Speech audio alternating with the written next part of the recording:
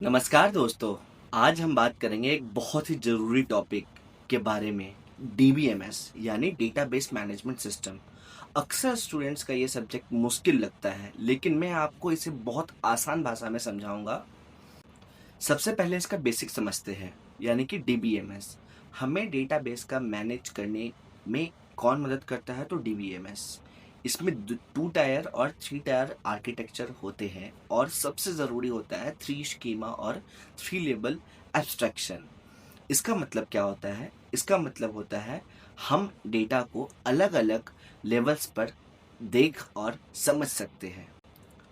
अब हम आते हैं डेटा इंडिपेंडेंस पर।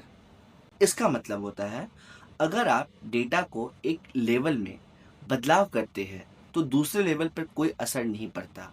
और डीबीएमएस के मॉडल की बात करें तो हमारे पास रिलेशनल, ईआर और ऑब्जेक्ट ओरिएंटेड जैसे मॉडल होते हैं। तो चलिए अब देखते हैं ईआर मॉडल। इसका पूरा नाम है एंटिटी रिलेशनशिप मॉडल। इसमें 3 चीज होती है। पहली, एंटिटीज जैसे कोई इंसान या जगह। दूसरा, एट्रीब्यूट्स, उसका विशेषताएं।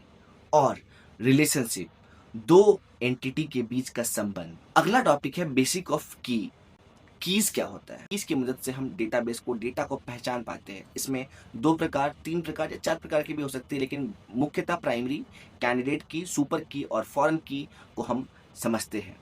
एक यूनिक आईडी की तरह होती है कौन सी की? प्राइमरी की। जबकि फॉरेन की 2 टेबल्स को जोड़ती है। ये समझ में आ गया।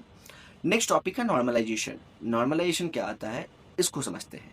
इसका मुख्य काम होता है डेटाबेस में रिडंडेंट डेटा को हटाना, ताकि सब कुछ व्यवस्थित रहे। समझ गए मैंने क्या कहा? कि रिडंडेंट डेटा को हटाना ताकि कुछ व्यवस्थित सब कुछ रहे। लास्ट और नॉट लीस्ट, ट्रांजेक्शन कंट्रोल को समझते हैं। ट्रांजेक्शन कंट्रोल क्या होता है? इसको कहते हैं ट्रांजेक्शन कंट्रोल एंड कंकरेंसी।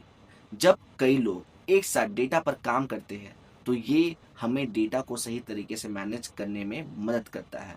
इसमें ए सी प्रॉपर्टी, यानी कि A for atomicity, C for consistency, I for isolation and D for durability बहुत ज़रूरी है, यानी कि एसिड प्रॉपर्टी होना।